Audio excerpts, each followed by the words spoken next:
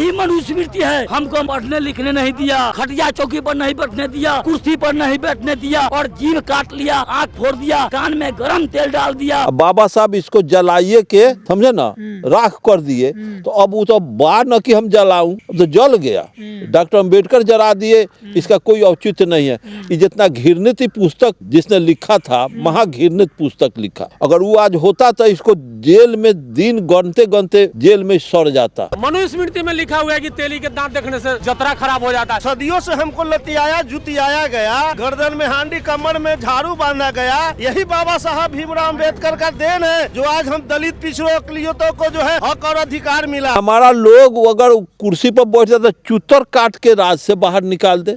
हमारा लोग अगर चोरा को पेट काट के अगर कुछ पैसा रख लेलक तो बरजोरी जबरन छत्री से लुटवा करके ब्राह्मण को दान दे दीजिए। हमारे लोग अगर पढ़ लेते हैं, इसी पुस्तक का आदेश है कि छोट जात अगर पढ़ता हो, अगर वो पकड़ा जाए पढ़े तो जीभ काट ले। इतना बड़ा घृणित पनिशमेंट देने के बाद कोई बैकवर्ड का साहस करेगा धन रखने का? मनु महाराज ने मनुस्मृति में यह लिखा कि शूद्र जो है पैर के नीचे रहेगा और मेरा समाज ब्राह्मण ऊपर है, इसलिए हम लोगों ने उनको जलाने का काम किया। अगर शंकराचार्य का ऑपरेशन पेट का हो और ब्लड बैंक के में जाएगा उसका ऑपरेशन ब्लड लाने के लिए, तो वहाँ ये न कहेगा कि हमरा के बौवे जी के ब्लड ग्रुप नहीं मिलेगा तो वो ले आएगा चमारों के, मियों के ग्रुप मिल जाएगा तो मियों के ग्रुप का ब्लड आएगा। वहाँ उनकर सब चुतर माहे चल जाए, मनुस्मृति या रामायण वेद पुराण नहीं समझ रहे हैं। जब हम एक तरफ इसको कलंक घोषित कर दिया, बाबा साहब इसको जलाइए के समझे ना, राख कर दिए।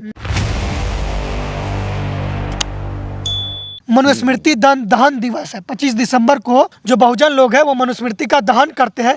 क्या कुछ कहेंगे, क्यों दहन करते हैं लोग, बहुजन समाज के लोग? मनुस्मृति का दहन बाबा साहब अम्बेडकर 27 में जला दिए।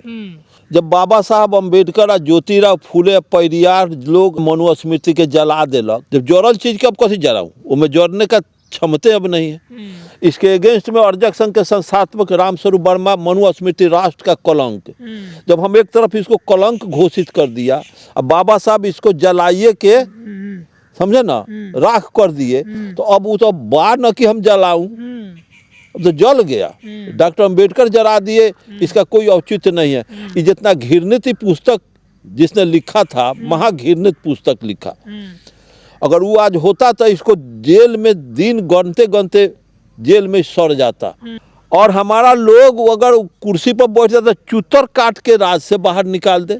हमारा लोग अगर चोरा को पेट काट के अगर कुछ पैसा रख लेलक तो बरजोरी जबरन छत्री से लुटवा करके ब्राह्मण को दान दे दीजिए। हमारे लोग अगर पढ़ लेते हैं, इसी पुस्तक का आदेश है कि छोट जात अगर पढ़ता हो, अगर पकड़ा जाए पढ़े तो जीभ काट ले। इतना बड़ा घृणित पनिशमेंट देने के बाद कोई बैकवर्ड का साहस करेगा धन रखने का? इतना बड़ा जुर्म के बाद कोई बैकवर्ड का मन करेगा कि हम पढ़ लिख लें, कुर्सी पर बैठ जाए, जूता चप्पल पहन ले? इसलिए बाबा साहब अम्बेडकर की कृपा है कि हम लोगों के लिए सूर्योदय हुआ। बाबा साहब अम्बेडकर की कृपा है, यहाँ का बैकवर्ड सूर्योदय को देख सका है, नहीं तो बैकवर्ड के लिए अंधकार ही अंधकार था। कहीं दिशा नहीं मिलता था कि किस दिशा में जाए, क्योंकि मनुस्मृति के हिसाब से चारों तरफ से हमारा दरवाजा बंद था। सेवा ही करना है शूद्र को। ओह, सेवा करना हमारा सारा धर्म था। मंदिरों में अच्छी लड़की हो जाए तो मंदिरों में दान कर दो। कोई कुंवारी को आज भी कोनो हम देखे थे कि कोनो कुआं दक्षिण भारत में कोनो अपने बच्ची को दान दे दिया है, देवदासी प्रथा के तहत दान दे दिया मंदिर में। हम कहे जा रे ओकर बाप मतारी बेहुदा कि तुम दान दे करके गिद्ध से नोचवाने के लिए बेटी को भेज दिया। बेटी को क्या पता है, उसको क्या इस पृथ्वी पर आने का क्या उसको सौभाग्य मिला, वो मंदिर में देवता के नाम से जा करके वर्ण व्यवस्था का निर्माण किया गया मनुस्मृति में। टोटल वर्ण तो सर सवाल है कि उसमें लिख दिया है कि मुख से ब्राह्मण जन्म लिया, बाहु से क्षत्रिय और पेट से वैश्य और पैर से शूद्र।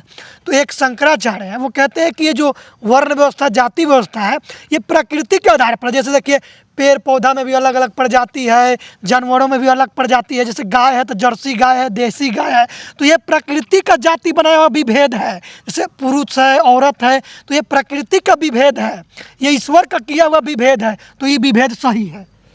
उसका बतवा कहला आप करते हैं सर, आपका वैज्ञानिक हाँ, तो वैज्ञानिक तरीका तो ये है, हाँ। जब पेड़ पौधा अलग अलग है, हाँ। तो अलग अलग उसका गुण है। नींबू पेड़ अलग है, मिठुआ नींबू अलग है, उसका अलग गुण है, खटुआ नींबू का अलग गुण है, सब आम का अलग अलग गुण है, मतलब कि जामुन का अलग गुण है। उसी तरह से इसमें गुण नहीं, सब मानव एक गुण के हैं। सब मानव का अगर शंकराचार्य का ऑपरेशन पेट का हो और ब्लड बैंक के में जाएगा उसका ऑपरेशन ब्लड लाने के लिए, तो वहाँ ये न कहेगा कि हमरा के बौवे जी के ब्लड ग्रुप नहीं मिलेगा तो वो ले आएगा चमारो के, मियों के ग्रुप मिल जाएगा तो मियों के ग्रुप का ब्लड आएगा। वहाँ उनकर सब चुतर माहे चल जाए, मनु स्मृति या रामायण वेद पुराण नहीं समझ रहे हैं। और साइंटिफिक तरीके से पेड़ को देख के पता चल सकता है, इंसान को देख के पता नहीं चलेगा। तो ये तो क्लियर बात है कि पेड़ देखते देखते हम प्रकृति प्रदत्त चीज है कि आम का पेड़ है, तार है, खजूर है, सबका आकृति बनावट सबका अलग अलग है। जानवर में भी है, सब जीव में है, मछली में भी है, गड़िया पोठिया रोहू नैनी सबका आकार आकृति सबका साइज सब अलग अलग है। पक्षी में भी अलग अलग है। उस तरह से इंसान में है। तो हम तो न देखते हैं पशु को, बकुला को गिद्ध से क्रॉस करते हुए नहीं, चूंकि अंडा नहीं देगा। सेम उसी तरह से अगर जाति है, प्रकृति प्रदत्त चीज है, अगर जाति उसी तरह से मानव का है, तो बाबा जी के लड़की या चमार के लड़का में बियाह करा दो, बच्चा न होगा तब हम बुझेंगे कि दोनों दो जाति है। अब बच्चा हो जाता है तो शंकराचार्य से पूछा जाए कि बचवा काहे हो गलक, एक जाति है कि दो जाति, वो कहते उस समय पूछा जाता तो बचवा काहे हो गई। तो ये वैज्ञानिक तर्क से ये सब तो भागता है ना। ये सब मनु स्मृति में जो रटल बात बा उससे फाजिल न करेगा, क्योंकि उसका रोजी रोटी पर पड़ेगा। और रोजी रोटी के लिए थुथरई या कोई व्यवस्था वो सब करता है, समाज को दिग्भ्रमित बना के रखता है कि समाज अज्ञानी रहेगा तब ना हम बिना कमाइल खाएंगे, और नहीं तो समाज ज्ञानी हो जाएगा तो हमको भी इसी के तरह से कठोर गर्मी में, जाड़ा में, धूप में हमको खटना पड़ेगा। इसलिए वो जाल फैलाए हुए है। इसलिए मनु स्मृति की जरूरत इस देश में नहीं है। कल का जो दहन है, दहन दिवस के रूप में लोग मना रहे हैं, तो मनावे, क्योंकि याद रहेगा कि बाबा साहब अम्बेडकर जिंदा हैं, वो मनु स्मृति जला दिए। तो मैं तो समझता हूँ कि जला हुआ चीज़ को क्या, लेकिन मैं स्वागत करता हूँ आज के नौजवानों को कि ऐसा कलंकित पुस्तक को बार बार जलाते रहें, बार बार सनियाते रहें, अपना शान, अपना मस्तिष्क, अपना इस किताब के प्रति घृणा को प्रदर्शित करते रहें, जिससे आने वाला हमारा भविष्य, आने वाला हमारा बेटा पोता, हमारा औलाद आने वाला, इनके सारे रामायण, मनु स्मृति, गीता, वेद, पुराण सभी शास्त्रों को इसी तरह से जलाते रहे जिसमें भेदभाव का गुत्थी डाला गया है। इसलिए इससे देश का कल्याण नहीं होगा, इससे कल्याण न हो करके हमारा कल्याण भारत का संविधान करेगा।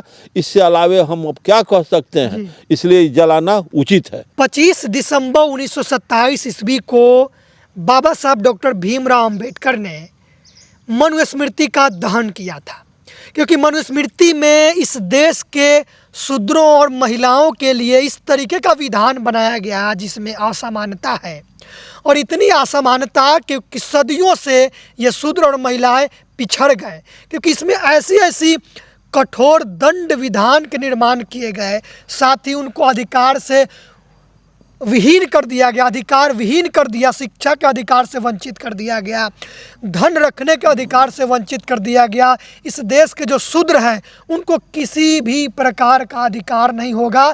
ये इस मनुस्मृति में लिखा हुआ है। इस मनुस्मृति में यहाँ तक लिख दिया गया है कि शूद्रों का नाम निंदा सूचक, घृणा सूचक होना चाहिए। यहाँ तक लिख दिया गया है कि शूद्र केवल चारों वर्णों की सेवा करे और सेवा करने के बदले में उसको कुछ नहीं मिले, अगर वो निष्कपट भाव से सेवा करेगा तो उसको सीधे स्वर्ग मिलेगा।